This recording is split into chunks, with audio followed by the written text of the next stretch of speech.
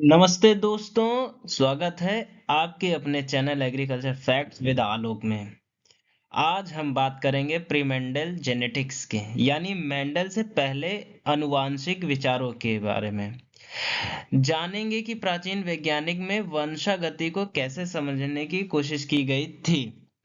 तो चलिए शुरू करते हैं हमारा आज का टॉपिक प्री मेंडेलियन थ्योरी। तो हम आगे बढ़ते हैं। जो पहली थ्योरी थी वो हिप्पोक्रेट्स ने दी थी हमारे, जो है 460 से 370 ईसा पूर्व के बीच ग्रीक वैज्ञानिक हिप्पोक्रेट्स ने पेनजेनिस के बारे में बताया था।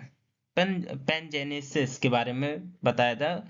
उन्होंने ये बताया था, उनके अनुसार शरीर के हर एक अंग में छोटे छोटे कण निकलते हैं, जिन्हें उन्होंने सीड या जेम्यूल्स कहा। ठीक है। ये सभी कण मिलकर स्पर्म और एग में इकट्ठा होते हैं और इन्हीं से मिलकर इनसे मिलने के बाद संतान बनती है। मीन्स एक नया हाइब्रिड प्रोड्यूस होता है, या मीन्स ये भी कह सकते हैं हमारा बेबी फॉर्मेशन होती है। हिप्पोक्रेट्स का मानना था कि जो गुण मीन्स जो गुण को हम ट्रेड्स बोलते हैं या कैरेक्टर्स, ट्रेड्स जीवन के दौरान विकसित होते हैं, वो सभी संतान में मिलते हैं। हालांकि इस विचार का कोई वैज्ञानिक प्रमाण नहीं था। Means believed acquired traits could be inherited from parents, but no experimental evidence supports this idea. तो ये हमारे जो थ्योरी थी वो हिप्पोक्रेट्स के अकॉर्डिंग थी। पेनजेनिस थ्योरी के नाम से इसको जानते हैं, पेनजेनेसिस के नाम से जानते हैं। ठीक है। और हम अब नेक्स्ट बात करेंगे कि नेक्स्ट थ्योरी हमारी किसने दी। नेक्स्ट थ्योरी हमारी जो है एरिस्टोटल ने दी, ब्लड एज हेरिडिटरी मटेरियल के नाम से। ठीक है। एरिस्टोटल ने 384 टू 322 बीसी के अकॉर्डिंग इन्होंने दिया था। इन्होंने हिप्पोक्रेट्स की बातों को अस्वीकार करते हुए एक नया विचार दिया। इन्होंने सारी जो हिप्पोक्रेट्स ने थ्योरी दी थी, इन्होंने उसको मीन्स क्या अस्वीकार कर दिया। इन्होंने नहीं माना उसको। इनका ये मानना था कि वंशागति के माध्यम से, मतलब जेनेटिक्स के माध्यम से वंश का ये था कि इनका जो ये मानना था, उन्होंने कहा कि वंशागति का माध्यम रक्त है, मीन्स ब्लड। इन्होंने कहा कि ब्लड से है। उनके अनुसार पिता संतान को रूप देता है, जबकि माँ जो है प्रोवाइड्स द मैटर। ठीक है। Means substance. He linked heredity to the movement of blood and body heat. Means वह मानते थे कि इनका जो मानना है, मीन्स एरिस्टोटल का मानना है कि ब्लड में ही जेनेटिक्स की सारी जानकारियां प्रेजेंट्स हैं। हालांकि जो इनका प्रिंसिपल था, ये भी इनकम्प्लीट था, क्योंकि ये नहीं समझा पाए कि कभी कभी डिस्टेंस के जो ट्रेड्स हैं वो कैसे वापस आते हैं। ये इसको नहीं समझा पाए। इस वजह से इनका भी जो है थ्योरी डिस्क्वालीफाई हो गई। तो हम अब नेक्स्ट थ्योरी की बात करेंगे, जो कि है प्री फॉर्मेशन थ्योरी, जो कि 17वीं से 18वीं सेंचुरी में आई थी। ठीक है। इस थ्योरी में जो है ये बताया गया था कि इस थ्योरी में ये माना गया था कि जो एग हैं एंड जो स्पर्म्स हैं, उनके अंदर एक पहले से ऑलरेडी एक ह्यूमन होमोकुलस, मीन्स पहले से ही ऑलरेडी बेबी बना हुआ रहता है। जब ये एग और स्पर्म्स मिलते हैं आपस में, तब वो जो है नया फॉर्म ले लेते हैं। मीन्स विकास केवल उन बड़े होने का परिमाण है, पहले से ही वो चीज है, इसमें कोई नया निर्माण नहीं किया गया है। कुछ वैज्ञानिक जो है स्पर्मिस्ट कहलाए, जो मानते थे कि बच्चा जो है हाइब्रिड जो है स्पर्म में होता है, जबकि ओविस्ट मानते थे कि बेबी जो है या हाइब्रिड जो है वो जो है उनके एग्स में प्रेजेंट होता है। बाद में ये माइक्रो ऑर्गेनिज्म से सेल डिवीजन की खोज की गई, तो इस विचारों को गलत साबित कर दिया गया है, जो कि ये इन्होंने जो किया था। By the supports of microorganism, observation of sperm cells, uh, then after discover cell division and the embryology, means this theory is disqualified. Okay, next हमारी है जो थ्योरी है, हम नेक्स्ट बात करेंगे ब्लेंडिंग इनहेरिटेंस। ये थ्योरी 18-19 सेंचुरी में आई। इसको जो है इस थ्योरी में क्या बताया, मैं ये बता रहा हूँ कि थ्योरीज में क्या क्या बताया गया है, बाकी पॉइंट्स लिखे हैं, आप लोग पढ़ लीजिएगा। अगर कोई कंफ्यूजन होती है तो कमेंट्स में बताइएगा। इस थ्योरी को 18वीं 19वीं सदी में वैज्ञानिकों ने दिया। इसमें ये कहा गया था कि जो हमारा ऑफस्प्रिंग है, मीन्स हाइब्रिड है, या मतलब जो बच्चा है, जो उसके ट्रेड्स हैं वो माता पिता के मिश्रित होने के बाद, जैसे कि एक बच्चा जो है एग्जाम्पल में टॉल है, बच्चे को दिया टॉल प्लस शॉर्ट है, तो उसकी मीडियम हाइट है। वाइट या ब्लैक होंगे पेरेंट्स उसके, तो जो है वो ग्रे होगा। इसमें ये बताया गया। मीन्स यदि जो पेरेंट्स हैं एक लंबे एक छोटे हैं, तो उनका जो बेबी होगा वो मीडियम में होगा, ना बहुत बड़ा होगा और ना बहुत छोटा होगा, मीडियम साइज हाइट होगी उसकी। इस ब्लेंडिंग इनहेरिटेंस में ये कहा गया कि ये जो प्रिंसिपल है ये कांस्टेंट चेंज होता रहता है, समझने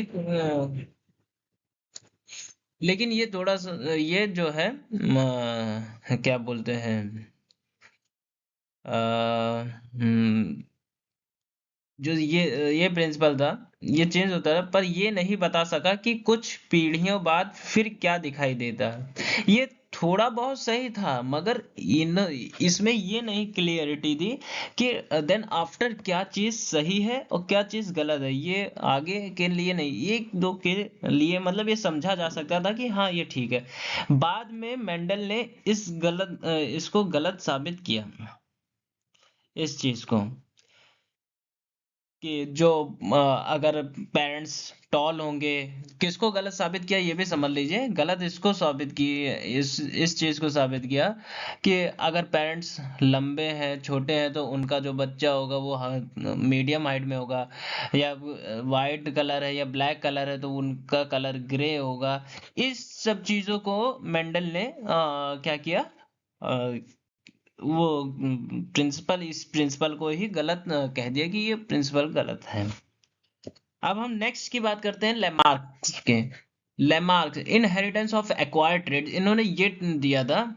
और जीन बेबस्टाइल लेमार्क इनका ये पूरा नाम था। इन्होंने इसमें क्या कहा था, इन्होंने इसमें ये बताया था कि जो है एक्वायर्ड ट्रेड्स का, उन्होंने इन्होंने ये बताया कि कोई भी जीव जो है अपने जीवन काल में जो ट्रेड अर्जित करता है, मींस जो ट्रेड बाद में पेरेंट्स के अलावा पाता है, वो संतान को मिलते हैं। मतलब जैसे कि कहने का मतलब है कि आपने अपने पेरेंट्स से कुछ ट्रेड्स पाए हैं, बाद में आपने कुछ उसको इम्प्रूव किए, जैसे कि मतलब मान लीजिए आपने बॉडी बनाई बाद में, तो इनका ये मानना था कि आपने जब बॉडी बनाई तो वो बॉडी, जैसे आपने सिक्स पैक्स बना लिए, ट्राइसेप्स बना लिए, बाइसेप्स बनाए, तो वो आपके बच्चों को बनाने की जरूरत नहीं, जब वो पैदा होंगे तो वो ऑलरेडी उनके अंदर प्रेजेंट्स होंगे।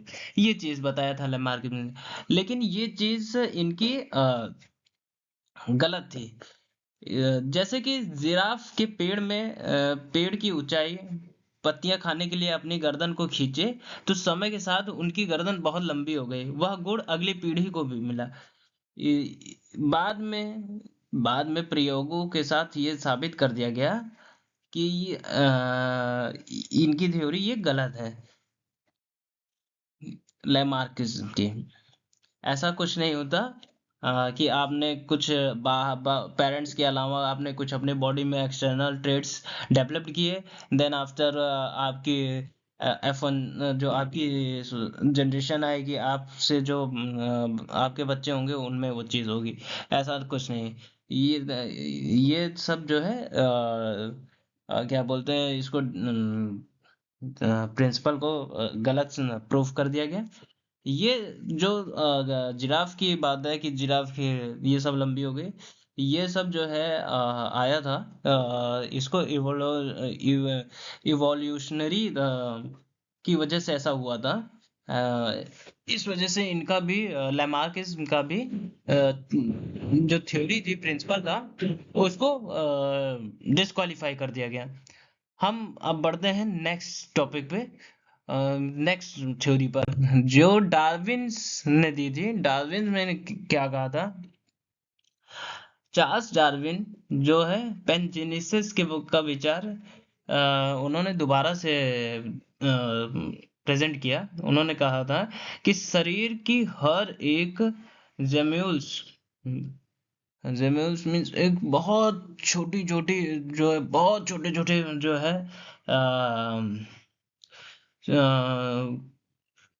माइक मतलब छोटे छोटे कण बनाती है। ये जेम्यूल्स जो है ब्लड के थ्रू जो है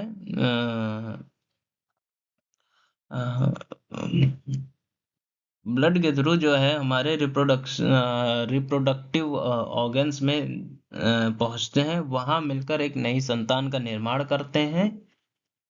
ये डार्विन के इस सिद्धांत से, मीन्स इस प्रिंसिपल से, जेनेटिक्स में इवोल्यूशनरी एंड हेरिटेंस के कॉन्सेप्ट के एक मॉडल को जो है जोड़ने की उन्होंने कोशिश की थी, कंबाइन किया था इवोल्यूशनरी और इनहेरिटेंस के कॉन्सेप्ट को। बट ऐसा कुछ होता नहीं है। ये अभी तक ऐसा कुछ पाया नहीं गया कि जेम्यूल्स जो है वो पाए जाते हों। इस वजह से ये भी थ्योरी इनकी जो है क्या बोलते हैं, गलत साबित कर दी गई। साबित क्या मतलब, ये गलत थी। ये जितनी भी थ्योरी थी, ये आपने अपने टाइम के साइंटिस्टों ने बहुत रिसर्च और उन बेसिस पर दिए थे, जो कि कोई भी उसमें नहीं था। बाद में जब असली जो है थ्योरीज के बारे में बताया गया, तो वो हमारे कौन थे? मेंडल थे। Transition to Mendel's experiment. हम अब कहाँ से शुरुआत हुई? मेनली हमारा अगर हम देखें तो 1856 से 1865 के बीच में मेंडल ने जो है प्लांट मटर का जो था, वो भी गार्डन पी पर प्रयोग किया। उन्होंने जो है सबसे ज्यादा जरूरी क्या था, उन्होंने जो है इसमें मैथमेटिक और स्टैटिक्स का यूज करके जो है एक्सप्लेन किया कि कहाँ से क्या चीज कैसे आती है और क्या चीज सही है। अलग अलग जो है हमारे फैक्टर्स के रूप में विरासत में मिलते हैं। फैक्टर्स मीन्स हमारे एलील्स को हमने बोला है, ठीक है, मतलब हमने नहीं, ये चीज बोली है मेंडल ने। वो एलील्स को फैक्टर बोलते थे।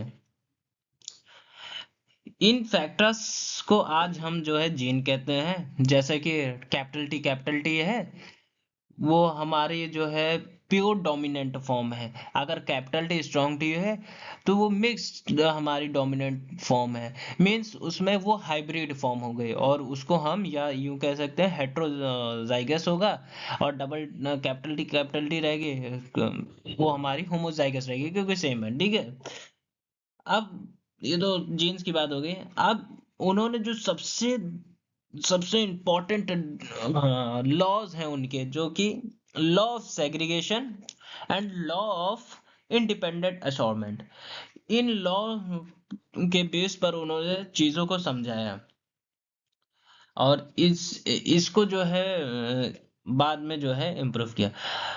तो आज की हाँ वीडियो में बस इतना ही। फिलहाल थोड़े से कंक्लूजन के बारे में बात कर लेते हैं।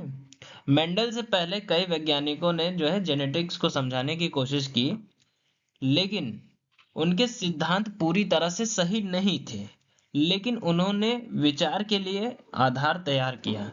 मीन्स उन्होंने जो थ्योरीज दी उस पर हम लोग जिस पर जो मेंडल ने जैसे काम किया, वो भी उन्हीं के विचारों पर थे कि हाँ चीजें कैसे हो सकती हैं। मेंडल ने इन्हीं सभी गलत फहमियों को दूर कर दिया, और जो जेनेटिक्स का है को एक वैज्ञानिक रूप दिया, मीन्स साइंटिफिक एक जो है उसको उन्होंने बताया कि हाँ जेनेटिक्स से क्या चीजें कैसे हैं। फिलहाल के लिए इतना ही। अगर वीडियो पसंद आए तो लाइक करिए, शेयर करिए, सब्सक्राइब करना ना भूलें। मिलते हैं अगले वीडियो में एक नए विषय के साथ। तब तक के लिए शुभ रात्रि, हैप्पी दिवाली एंड धन्यवाद।